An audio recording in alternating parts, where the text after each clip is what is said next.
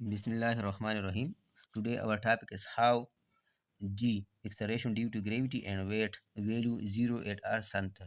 आज इंशाल्लाह इस पे बात करेंगे हमारे पास एक्सेलरेशन ड्यू टू ग्रेविटी यानी जी की वैल्यू और वेट हमारे पास अर्थ के सेंटर पे ज़ीरो कैसे होता है।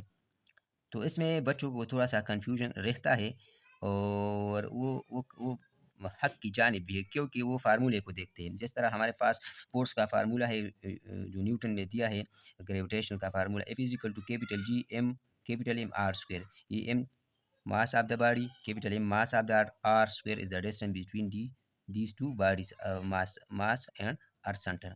और हमें पता है हमारे पास एक्सेलरेशन ड्यू टू ग्रेविटी का फार्मूला है capital G capital M divide by R square. तो अगर हमारे पास मास इंक्रीज होता है प्लेनेट का अर्थ का मास अगर इंक्रीज होता है तो हमारे पास जी की वैल्यू इंक्रीज होगी। इसी तरह अगर हमारे पास डिस्टेंस अर्थ के सेंटर से डिक्रीज होता है तो हमारे पास जी की वैल्यू इंक्रीज होती है।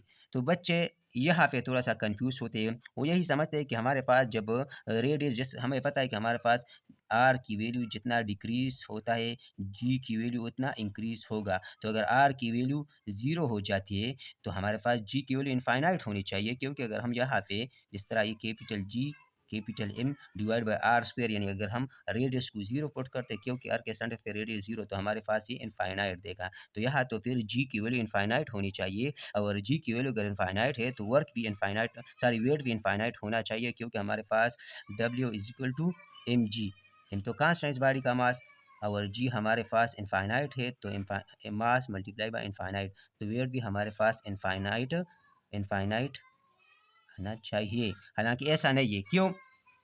क्योंकि जब हम अर्थ के सेंटर पे एक बॉडी रखते हैं या अर्थ के सेंटर पे एक बॉडी आ जाती है तो अगर हम देखते हैं तो अर्थ के सेंटर पे चारों तरफ हमारे पास मास यूनिफॉर्मली डिस्ट्रीब्यूट है। तो अगर ये बॉडी ये ऊपर का मास ये ऊपर की तरफ खींचता है और ये बॉडी उसको नीचे की तरफ खींचता है और यहाँ का मास इसको इस साइड पे खींचता है और यहाँ का मास इसको इस साइड पे खींचता है। तो इसका मतलब ये हुआ कि उस पे चारों साइड से फोर्स जो है ना वो हमारे पास क्या है, हमारे पास सेम है। तो हमें पता है कि हमारे पास फोर्स एक वेक्टर क्वांटिटी है। तो इस साइड का फोर्स इस साइड के बराबर, इस साइड का फोर्स इस साइड के बराबर, जिस तरह इधर हमने लिखा है। अगर ये लेट्स सपोज 5 न्यूटन फोर्स ऊपर लगता है, 5 न्यूटन नीचे, 5 न्यूटन राइट साइड में और 5 न्यूटन लेफ्ट साइड में, तो टोटल फोर्स नेट फोर्स इस पे क्या होगा, इस बॉडी पे वो जीरो होगा। तो जब हमारे पास फोर्स जीरो होगा तो एक्सेलरेशन भी हमारे पास क्या होगा, जीरो होगा। और जब एक्सेलरेशन जीरो होगा तो वेट भी हमारे पास एम जी के बराबर है, तो वेट भी हमारे पास एम मल्टीप्लाई बाई ज़ीरो, तो वेट हमारे पास ज़ीरो होगा। तो यहाँ फिर जी की वैल्यू ज़ीरो होगी और वेट की वैल्यू भी ज़ीरो होगी। तो किस वजह से, इस वजह से कि हमारे पास अगर बॉडी अर्थ के सेंटर पे है तो ऑल साइड से जो फोर्स लगता है, जो मास है वो सेम है, तो वो उस पर नेट फोर्स जीरो होता है। और अगर हम दूसरे तरह से देखें तो लेट सपोज हमारे पास जो बॉडी यहाँ पे था, लेट सपोज सरफेस पे है, तो यहाँ का सारा जो मास है उसके नीचे है तो उसको अट्रैक्ट कर रहा है। लेकिन जब वो यहाँ तक आ जाता है तो यहाँ तो कोई फिर मास ही नहीं बचा ना, क्योंकि यहाँ तो उसी पॉइंट पे आ गया जहाँ वो अट्रैक्ट हो रहा था।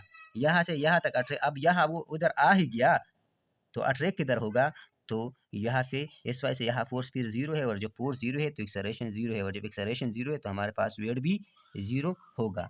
तो इसका दो रीज़न हम दे सकते हैं, एक तो ये कि वो सेंटर पे आ गया है तो अब फोर्स किधर से लगेगा, वो तो फोर्स तो सेंटर से लग रहा था, अब वो वही सेंटर पे है तो फोर्स तो अब नहीं है, तो फोर्स नहीं है तो एक्सेलरेशन नहीं है और वेट नहीं है। और दूसरा ये कि जो सही रीज़न हम दे सकते हैं वो ये है कि ऊपर का मास नीचे का मास कैंसिल कर रहा है, लेफ्ट साइड का मास राइट साइड का मास कैंसिल कर रहा है। मतलब ये हमें पता है हमारे पास जो फोर्स लगता है वो मास की वजह से लगता है। और सेंटर और जो हमारे पास एक स्पेयर है, एक जो है ना कंप्लीट स्पेयर है, तो ऊपर का मास नीचे के मास के बराबर है, लेफ्ट साइड का मास इस साइड के बराबर। मतलब ये कि यहाँ का जो मास है वो यहाँ के मास के बराबर, यहाँ का फोर्स यहाँ को कैंसिल है, यहाँ का फोर्स यहाँ को कैंसिल कर रहा है, तो ऑल साइड का जो फोर्स है वो एक दूसरे को कैंसिल कर रहे हैं, तो नेट फोर्स जीरो है। तो हमने नेट फोर्स को देखना है, अगर इस फार्मूले को हम देखते हैं तो इस फार्मूले से फिर हमारे पास आप यही समझोगे कि यहाँ फिर इनफाइनाइट आएगा। लेकिन जो कंसेप्ट जो मैंने कहा कि बॉडी अगर सेंटर पे आ गया तो अब तो यहाँ पे कोई मास भी नहीं बचता, तो अगर यहाँ भी हम इस पर अप्लाई करते तो फिर भी हमारे पास फोर्स और वेट जीरो आ गया। किस तरह, लेट्स सपोज हमारे पास जब अर्थ था, बॉडी यहाँ था तो अर्थ का मास था हमने इधर लिख दिया और रेडियस सही था। लेकिन जब बार यहाँ पे आ गया तो या पॉइंट सेंटर पे, तो सेंटर पे अब तो वही उसी जगह पे आ गया, तो इसका मतलब यहाँ पे अब मास क्या है, जीरो है, क्योंकि मास तो ऑल साइड है। तो अगर हम zero divide by radius zero put करते हैं तो फिर भी हमारे पास जीरो आता है। तो उम्मीद करता हूँ ये वीडियो आपको पसंद आई होगी। अगर वीडियो आपको पसंद आई है तो चैनल को सब्सक्राइब करें और बेल आइकन दबाएं ताकि मेरे हर नई आने वाली वीडियो आप तक बर वक्त पहुँच सके।